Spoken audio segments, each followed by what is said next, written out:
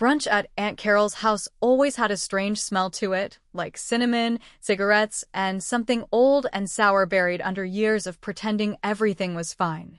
It was one of those Sunday gatherings where everyone showed up dressed just one notch above casual, where the conversation teetered between weather and real estate, and no one ever talked about anything that really mattered. The eggs were always cold, the orange juice warm, and the smiles tight as hell. But still, we showed up. All of us. Like we'd signed a blood pact in childhood to never make waves, never call things what they were. Just keep eating and nodding and saying, "We're blessed." This time wasn't any different, not really. It was me, my cousin Daniel, the golden child as usual, his wife Kelly, their twin toddlers, and Carol of course, my sister Grace and her husband Luke, and a few other forgettable relatives who never said much. We were packed tight around Carol's dining table, the one with the floral plastic tablecloth and the uneven legs that made your water glass dance if you so much as breathed wrong. We passed dishes like we passed responsibility in our family, grudgingly, without eye contact, and always too late. The thing about Daniel is, he never had to try. He was the guy who always got picked first, the one teachers smiled at, the one who could wreck your bike and still somehow make you apologize. The family loved him like he came pre-approved by God himself. His stories got longer laughs, his kids got more attention, and every time he walked in the room, you could feel the temperature shift just slightly in his favor. Me? I was there to clear the table, laugh at the right moments, and make sure I didn't say too much. We were halfway through the quiche when it happened. I just stood up to start gathering plates, same as I always did. Like clockwork. Same old damn routine. And Carol leaned in from her chair with that half smile she used when she was about to say something that wasn't technically rude, but always managed to land like a punch to the ribs. Her voice was low, just for me. "You know," she said, not even looking at me directly, "your cousin was always the star." That was it. No drama. No yelling. No dishes thrown. Just one sentence, soft and cutting, like a scalpel dressed in pearls and Sunday perfume. I didn't say a word. I just nodded once, pressed my lips together, and stacked the dishes like they hadn't just turned into little porcelain grenades in my hands. I didn't look at anyone. Not Daniel, not Grace, not even Aunt Carol. Just walked them into the kitchen and let the faucet run longer than necessary while I stared at my reflection in the microwave door. 43 years old, and I still couldn't tell this woman to go to hell. That night, I didn't sleep. Not really. I sat on my couch with a beer and a pack of peanuts, watching late-night reruns and replaying every little moment that ever made me feel like a goddamn afterthought. You don't think those things matter when you're a kid. Not right away. You brush it off when your drawing gets ignored, or when your birthday gets overshadowed, or when your wins get met with a distracted "that's nice, honey." But it builds. It festers. It takes root in places inside you that you didn't even know were there, until one day you're clearing dishes and a sentence like that cuts so deep you feel like you're bleeding out quietly while everyone else eats dessert. Here's the part that still gets me. I didn't even react. Not really. I didn't say, "Why the hell would you say that to me, Carol?" I didn't smash the damn plates or throw her pasty eggs in the trash. I just did what I'd always done. Took it. Absorbed it. Went home and swallowed it whole. And that's what broke me, not what she said, but the fact that I couldn't even find the strength to say something back. The next morning, my phone rang. Caller ID, Daniel. I didn't want to answer. Hell, I never wanted to talk to him if I could help it. But something in me, it might have been habit or curiosity, or just the same screwed-up loyalty we all carry when it comes to family, made me pick up. "Hey," he said, his voice oddly serious. "Aunt Carol's been crying since yesterday. What the hell happened at brunch?" At first, I didn't say anything. I was too stunned to process that question. Because here's the twist, right? I didn't do anything. I didn't argue, I didn't raise my voice, I didn't air the mountain of bullshit I've been choking on for 4 decades. I just gathered the dishes. That's when it hit me. Maybe silence is louder than rage. Maybe she saw something in my eyes. Maybe for the first time in her smug little life, Aunt Carol realized the weight of her words landed and stuck. She just said something, I finally answered. And I didn't say anything back. Daniel sighed like that made no sense to him. She said you looked different. Like she hurt you, or like you knew something. I laughed, dry and bitter. Yeah, well, maybe I do. I hung up before he could respond. And that's when the memory came back, something from a long time ago, something I hadn't thought about in years. A scream, a broken arm, a lie, and the beginning of everything. Because maybe brunch wasn't the moment I broke. Maybe it was just the first time I felt it. Daniel's voice stuck with me longer than it should have, playing on repeat in the back of my skull like some broken tape recorder I couldn't shut off, no matter how loud I turned up the noise around me. I couldn't figure out what bothered me more, his confusion, or his concern, or the fact that he was surprised at all that Aunt Carol might cry over something I'd done. And it was so damn telling, wasn't it? That me simply not reacting was enough to turn her inside out. All I did was stack some plates and keep my mouth shut, but in our family, silence was a rebellion and quiet could be a weapon if held long enough. By midday Monday, I'd gotten 2 missed calls and 1 voicemail from Carol herself, something that hadn't happened in years. I didn't listen to it. I just stared at the little red icon like it might explode, phone cold in my hand, and thought, why now? Why this? She'd dished out 1,000 little jabs over the years, had slipped venom between pleasantries with the skill of a career politician, and never once called me afterward to cry about it. But something changed. Something cracked under that crusty old matriarch armor of hers, and now she was unraveling. So I did what I always do when I feel like my insides are chewing through themselves. I drove. Not with a destination in mind. Not because I expected clarity or answers on the other end, but because movement is sometimes the only thing that keeps the weight from crushing you. Windows down, heat on low, old Springsteen humming through my busted speakers. I just kept driving until the strip malls turned into fields and the roads thinned out to 2 lanes and fewer expectations. I ended up in front of my sister Grace's place. She lived about 45 minutes outside the city, in one of those ranch-style homes with a porch swing that no one ever actually used. I hadn't told her I was coming, but she opened the door like she'd been waiting for me anyway, like she'd read something in the air and figured I'd show up sooner or later. Grace had that ability. She always knew things a second before you said them. Maybe that's why she was the only one I ever really trusted. We sat on her back porch with 2 mugs of coffee and the kind of silence you can only share with someone who remembers the same ghosts. Her kids were at school, her husband was at work, and the house felt like it belonged to someone else for a minute, like it was borrowed from a better life. I told her what Carol had said, how I hadn't reacted, and how Daniel called me sounding like I'd pulled the pin on a damn grenade. Grace didn't laugh. She didn't even blink. She just stirred her coffee slowly, then said, maybe now she remembers. That line. I swear to God, it stopped me cold. Remembers what? I asked, and she didn't look at me when she answered. Just kept staring out into her backyard, like the answer was buried somewhere beneath the half-dead oak tree. All of it, she said. What she said to Mom. What happened that summer. What she made you into. And for a second, it felt like the air thinned, like we were standing on the edge of something we weren't sure we wanted to look down into. Because there it was again that summer. 1994. The swing set. The scream. The arm. The lie. My stomach turned in on itself like it had been waiting for this conversation for 3 decades. You remember that day? I asked her, careful, like stepping on glass. I remember everything, she said. But we weren't allowed to. You know that. I didn't. Not really.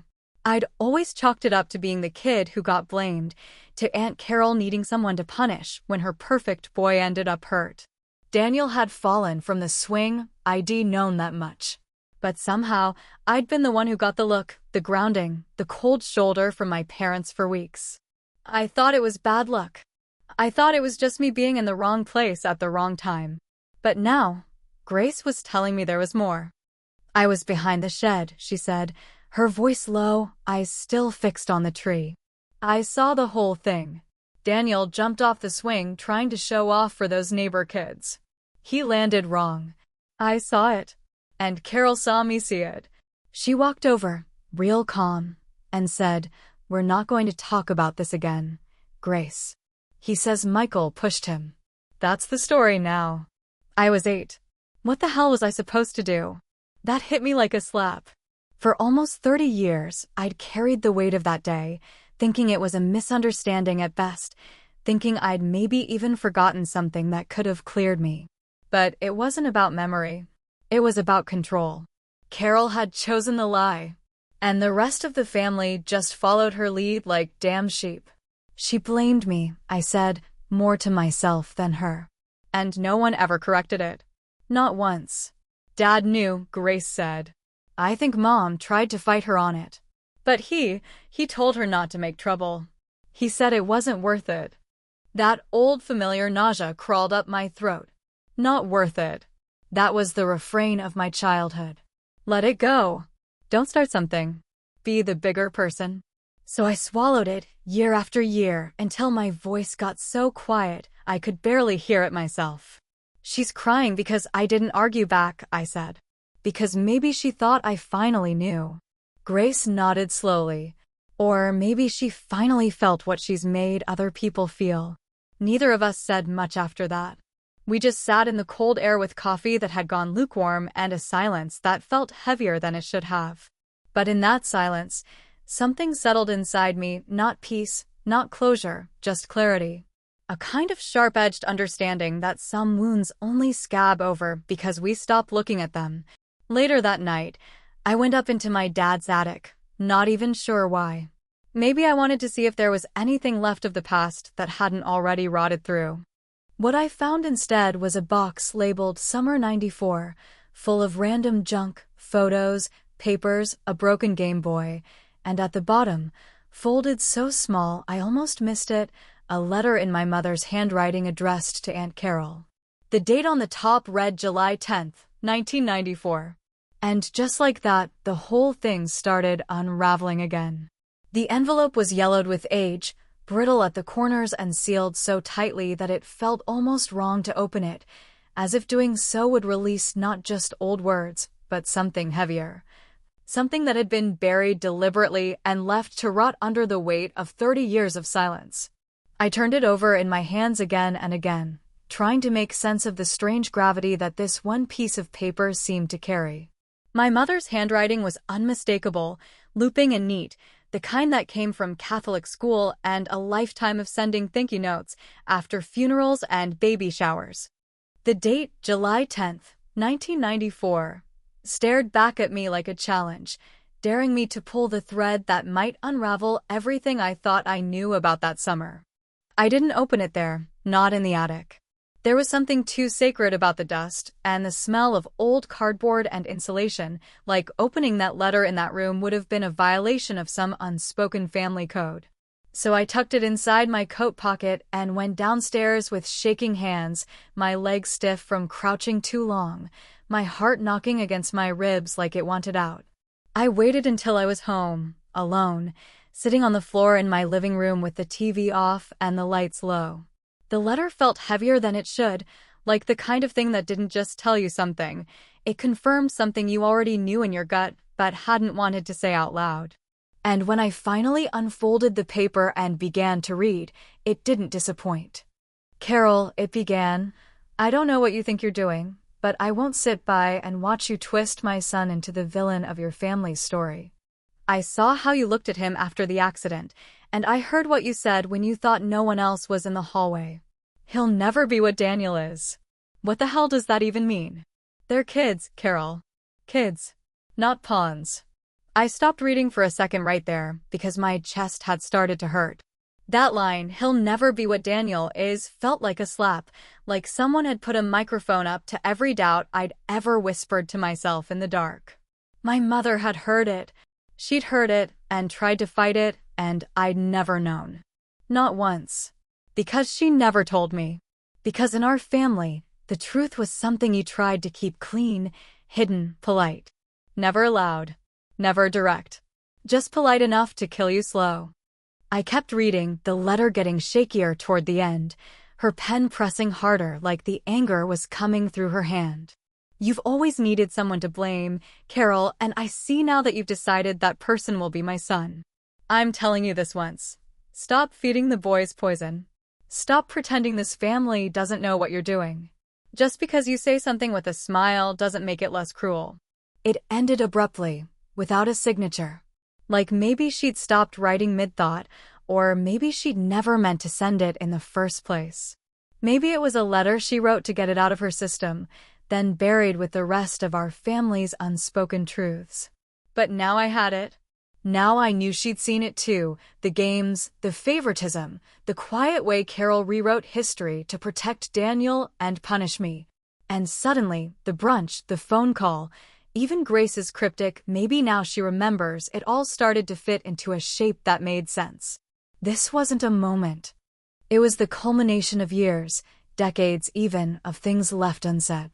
I stared at the paper for a long time before folding it again, not back into the envelope, but flat, like I wanted to keep it close. Not to read again, but just to have. Proof that I hadn't imagined it.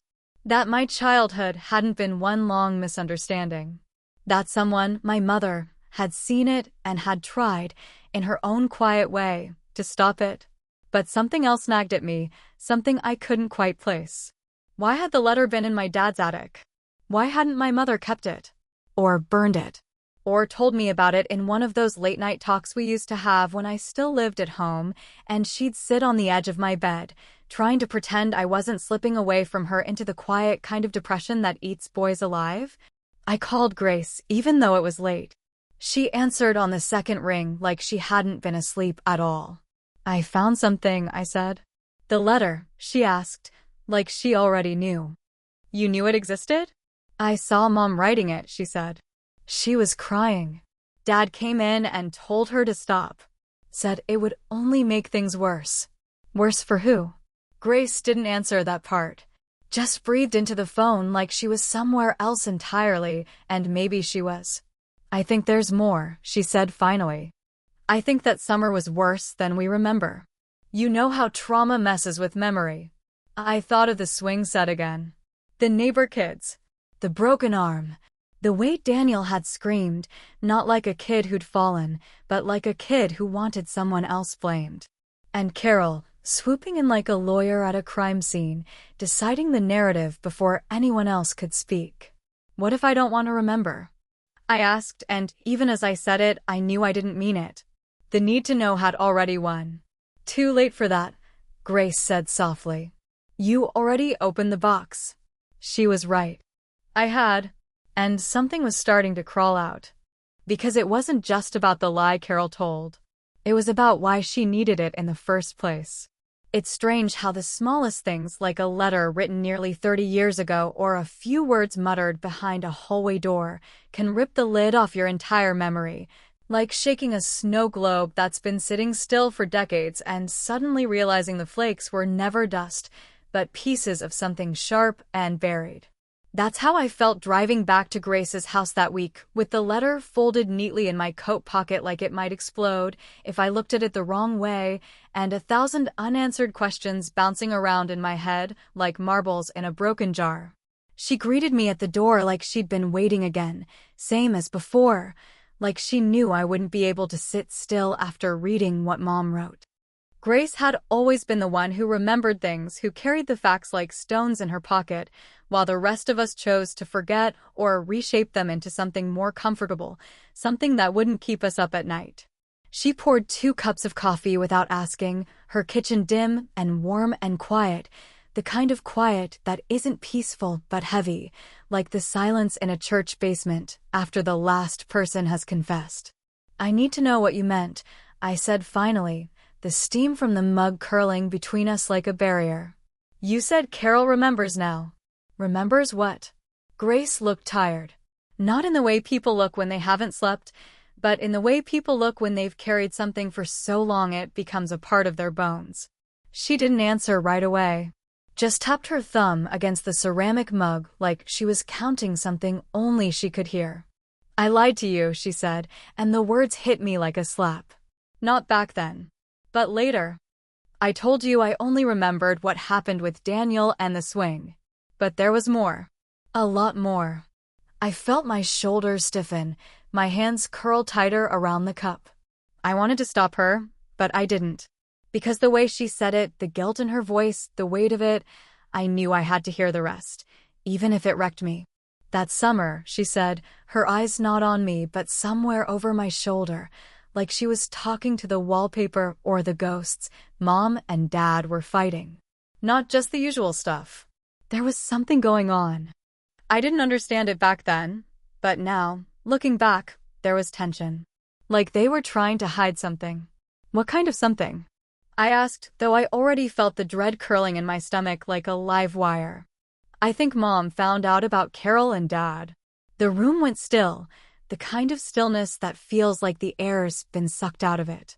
My mind recoiled from the sentence, tried to twist it into something else, something less real, less possible. But even before I spoke, I knew she was right. It explained too much. My mother's sudden distance from Carol. My father's long silences. The way Carol used to look at me, not like a nephew, but like something fragile and painful. She caught them. I asked, my voice hoarse. She found a photo, Grace said, reaching for her phone. I kept it. I found it in her dresser after she passed. She pulled up an image and turned the screen toward me. It was old, grainy, faded. But there they were, Dad and Carol, standing too close at a 4th of July barbecue, his hand on her lower back, her face turned toward him with a look that wasn't just friendly. I stared at it for a long time, feeling something inside me crack.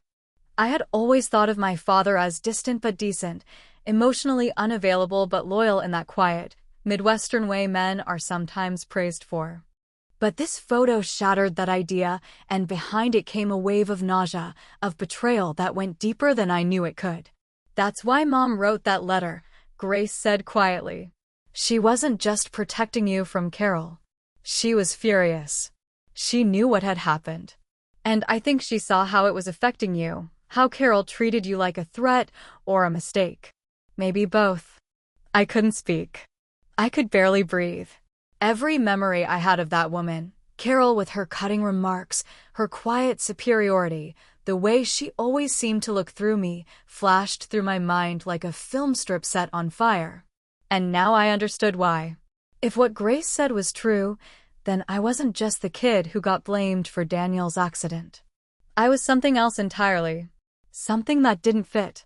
Michael, Grace said, placing a hand on mine, there's one more thing.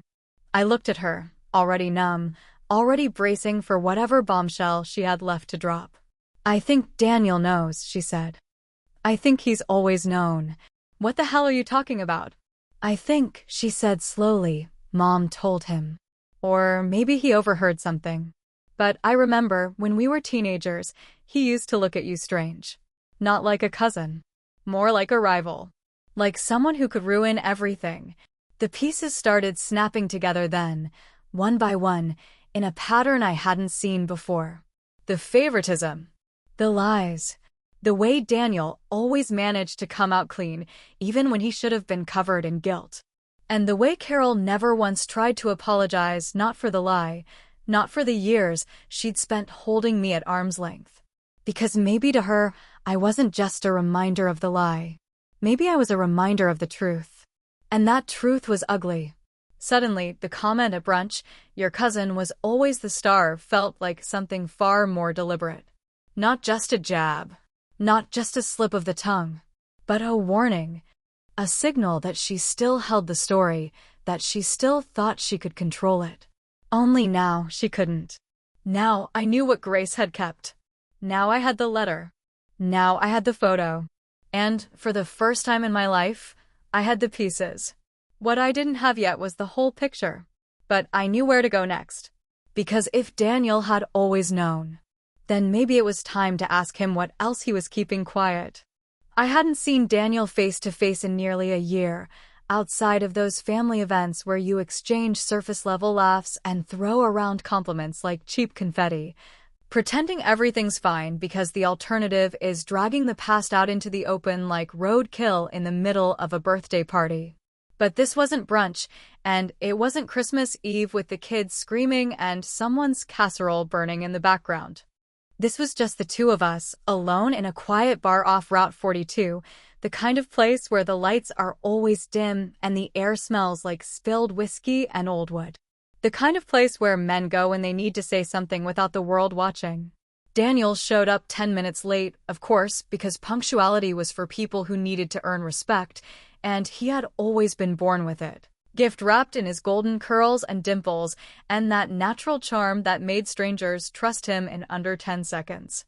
He was wearing a blazer, like he'd just come from some fundraiser or office meeting, while I sat there in a hoodie and jeans, already nursing a beer and trying to keep my pulse under control. He slid into the booth across from me and smiled like this was just a casual catch-up, like we were old buddies who had drifted apart because of time, not because one of us had lived his whole life in the glow of a spotlight built from the bones of the other. "I didn't expect to hear from you," he said, signaling the waitress with 2 fingers for whatever I was drinking, as if he could just copy me and call it connection. "I didn't expect to call," I replied, trying to keep my voice level, trying not to show the storm crawling around in my ribs.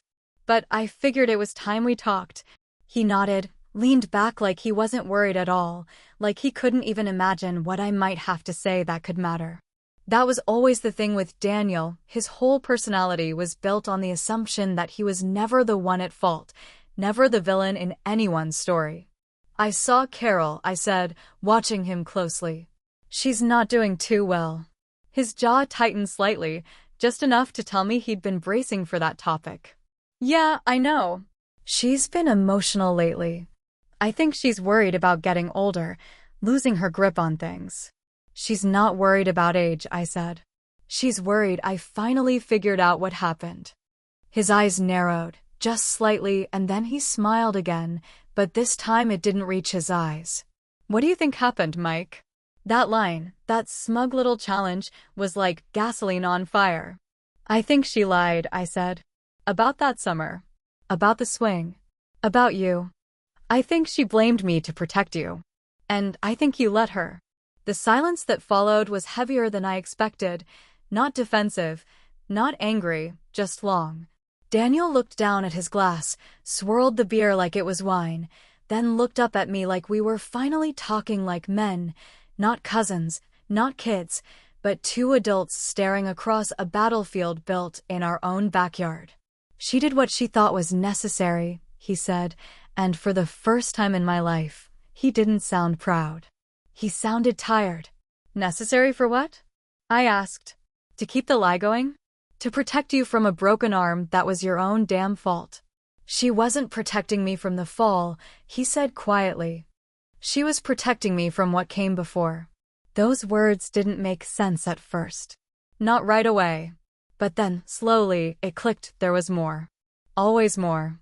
And suddenly I realized I wasn't just chasing down a 30-year-old childhood lie. I was chasing the rod at the center of our entire family story. "What came before?" I asked, not blinking.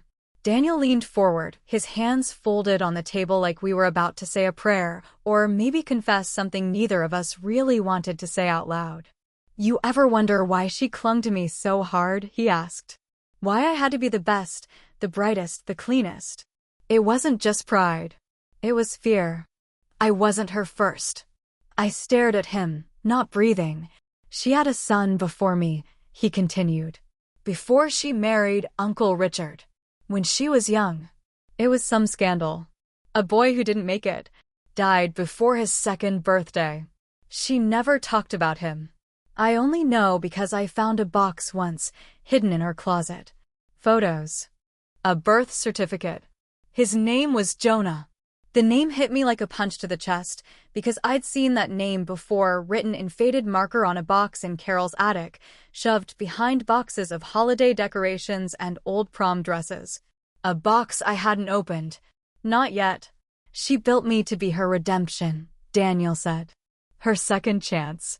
That's why she couldn't let me be at fault. Why she needed you to take the blame. You were expendable. I wasn't."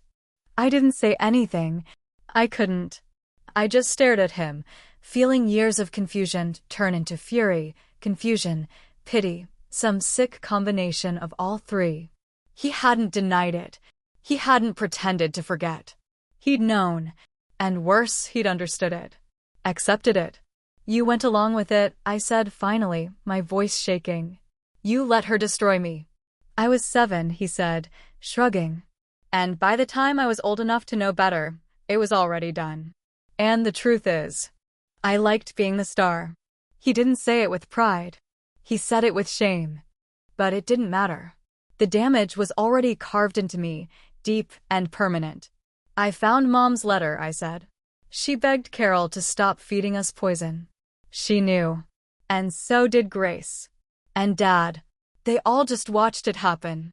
Daniel looked away then, and for the first time I saw something crack in him. Not guilt. Not exactly. But something close, regret, maybe. A bitter realization that being the golden boy meant being someone else's illusion. You think you had it worse, he said. Maybe you did. But I had to be perfect. Every day. Or I became the failure who replaced a dead baby. I didn't respond. Because maybe, in some sick, twisted way, we were both victims.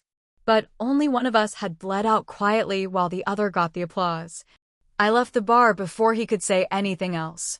The night was colder than it had been when I walked in, or maybe I was just finally feeling it, finally waking up to the chill that had been in our blood all along. And I knew where I had to go next. That box in Carol's attic wasn't just some relic of grief. It was the key to everything. The attic above Aunt Carol's house was exactly the kind of place that seemed built for hiding things: low ceiling, wooden beams like exposed ribs, insulation spilling out of the corners like old wounds, and the thick, musty scent of forgotten time baked into every box and folded quilt.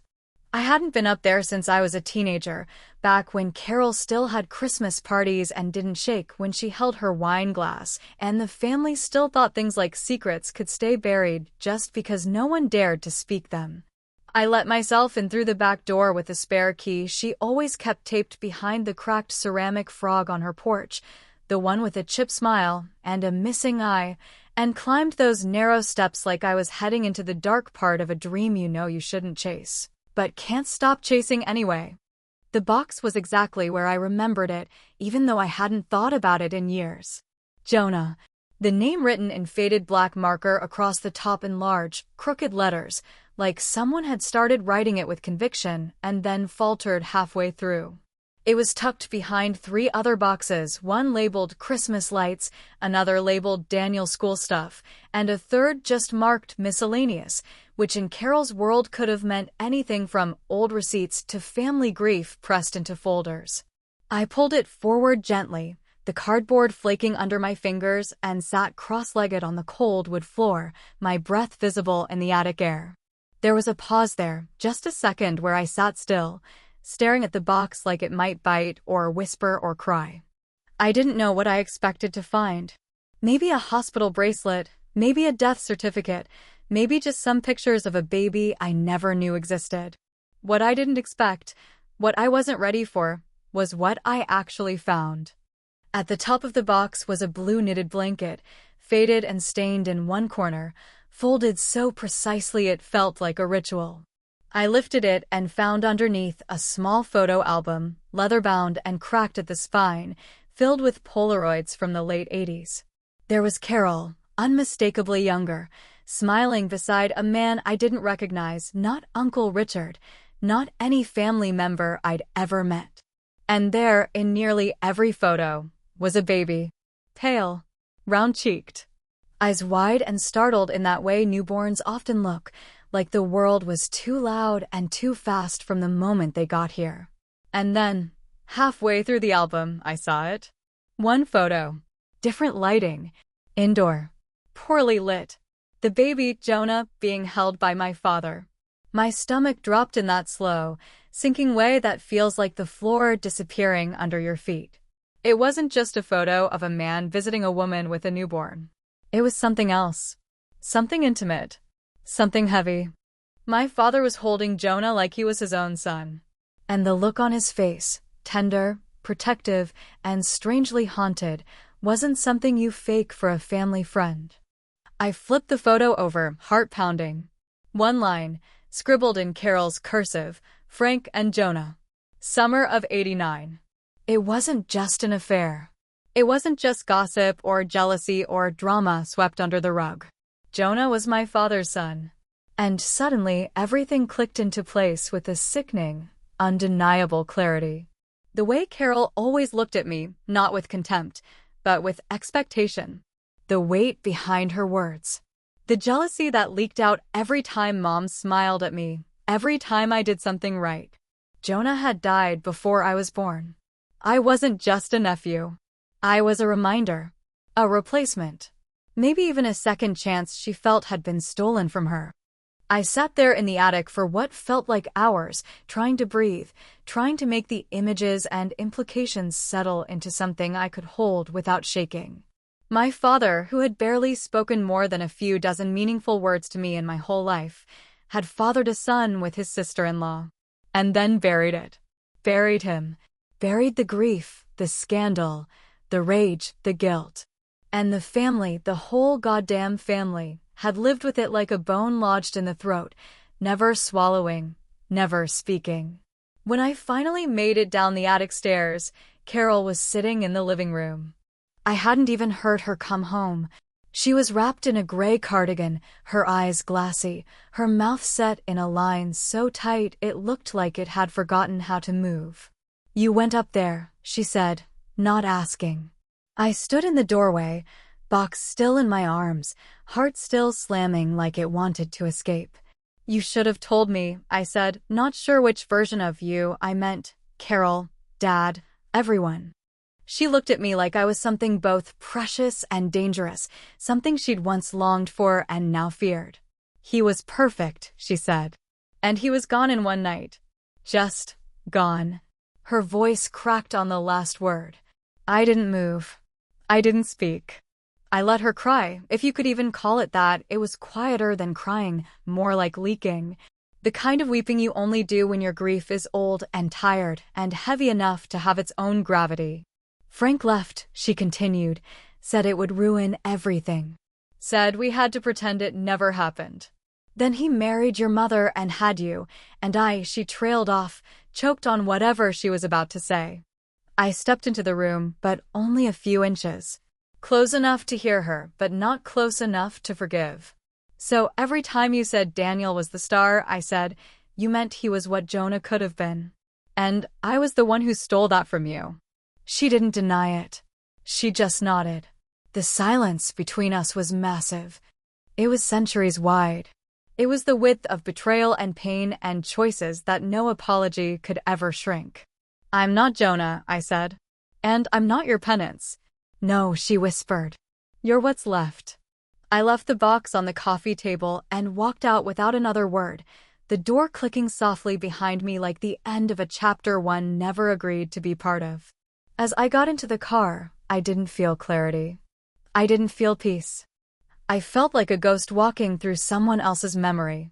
And there was still one more person I needed to speak to, my father. There was something hollow about knocking on my father's door, like I was tapping on the front of an old safe that I knew was full of things no one wanted to claim, things that had been stuffed inside for decades, sealed tight with a kind of silence that only fathers know how to perfect. His house, the one I grew up in, hadn't changed much since Mom died. Same creaking front steps, same brown vinyl siding, same dead hydrangeas that no one had bothered to pull out, like even the plants understood the futility of trying to thrive here. I stood on the porch longer than I needed to, holding the photo of him and Jonah in my coat pocket like a loaded weapon I wasn't sure I was ready to fire. He opened the door slower than usual, like he already knew who it would be, and wasn't sure if he wanted to answer. His face looked older than I remembered, more drawn, like the years had caught up to him all at once instead of gradually. Maybe that's how guilt ages you, not in lines or gray hairs, but in the quiet, sagging way your shoulders start to give up. "I found something," I said, without waiting for him to speak. He stepped aside and let me in with a small nod, like we were about to talk about the weather or a car repair, like it was a conversation we could have over coffee and let go of afterward. But we both knew better than that. We sat in the living room, the one that still smelled faintly of old smoke and lemon furniture polish, where the same threadbare recliner sat in the corner like a loyal dog, unmoved since 1987. I pulled the photo from my pocket and set it on the coffee table between us without saying anything. He stared at it for a long time, not blinking, not reaching for it, just staring like he was remembering how to breathe. After what felt like forever, he spoke. "Where did you find that?" His voice was rough, sandpaper and regret.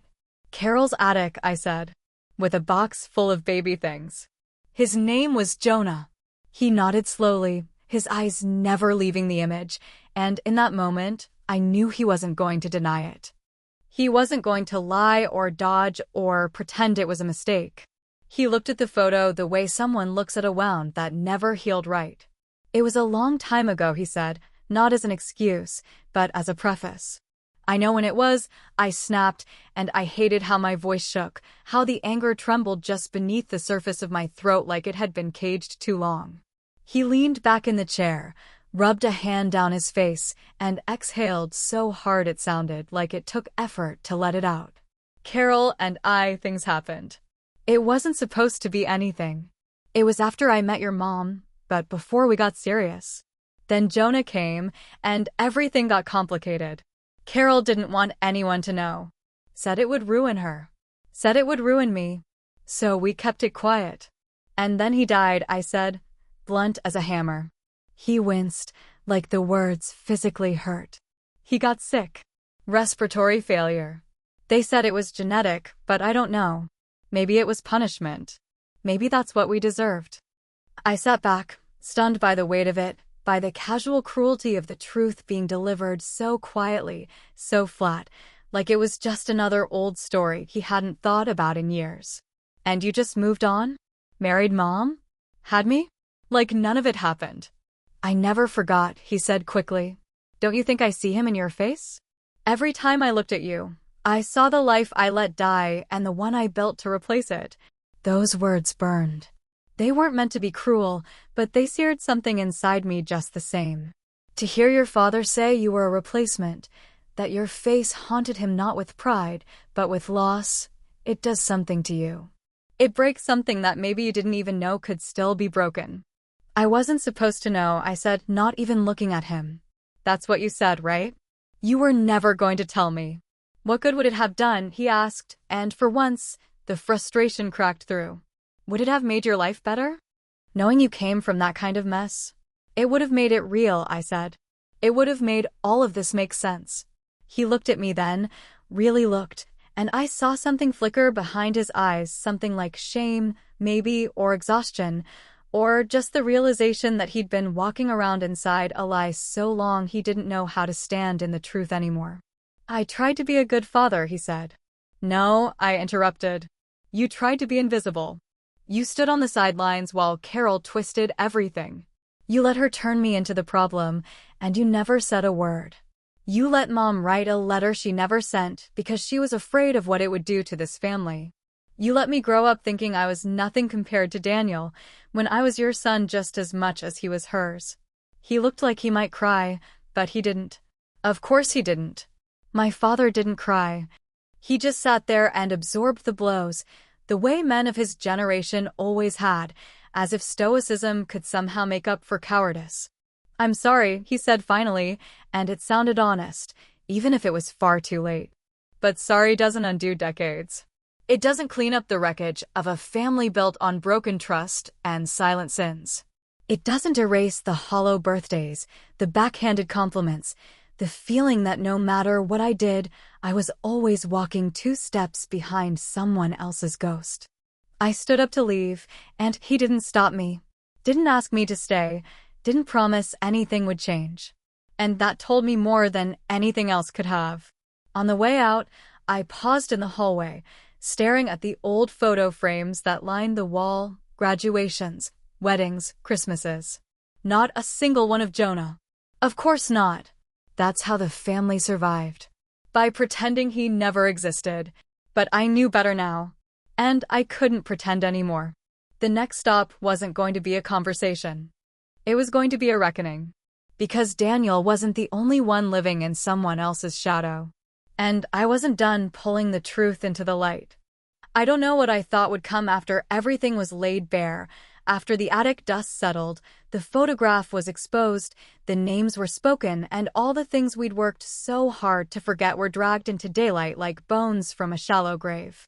There was no real closure waiting, no soft warmth of resolution wrapping itself around me like in the movies, no family hugs or neat apologies or redemption arcs.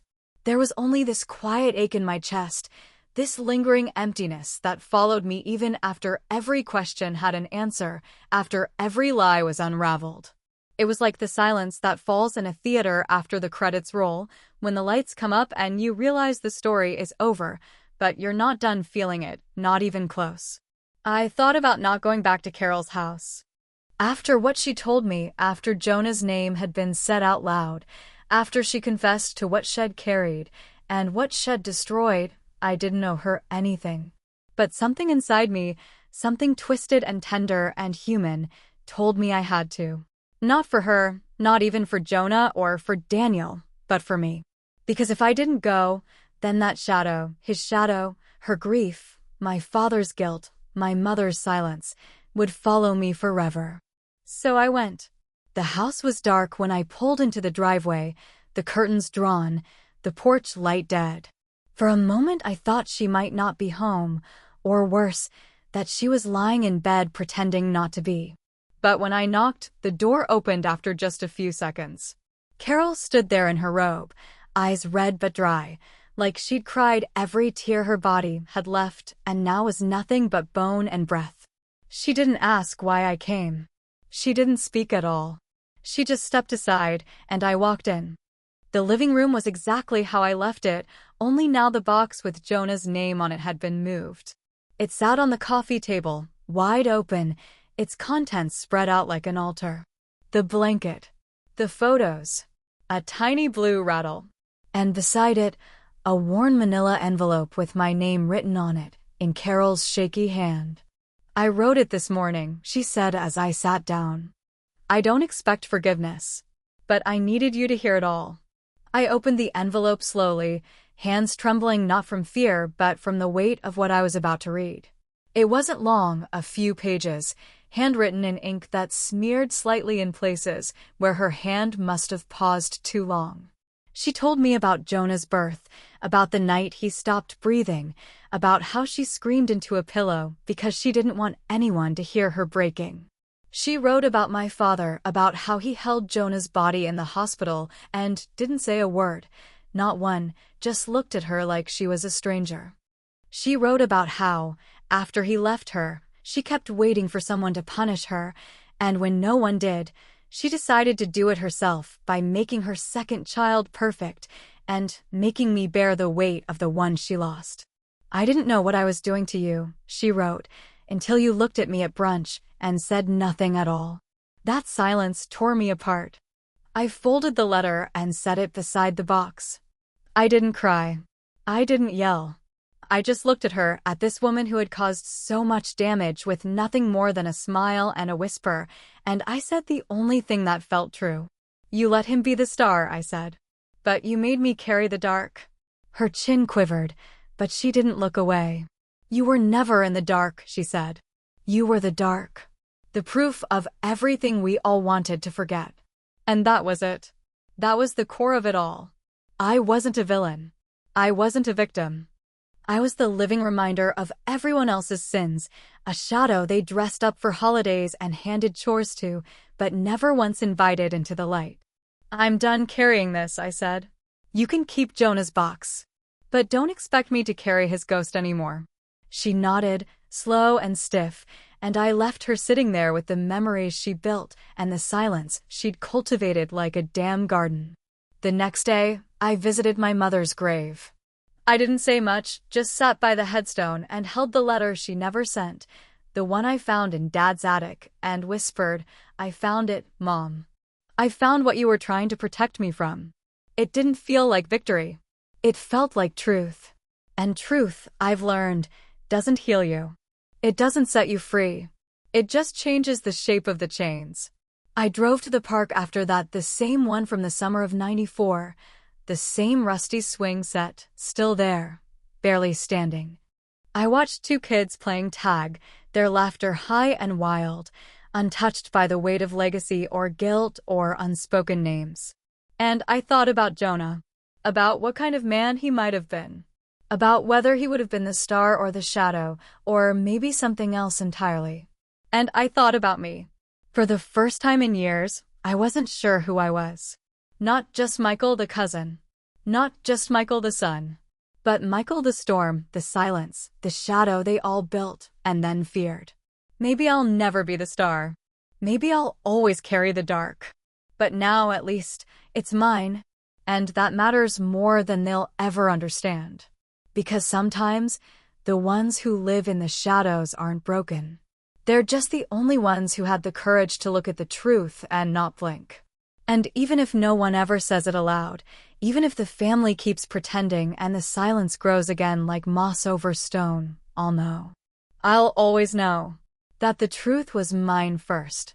And it was never quiet.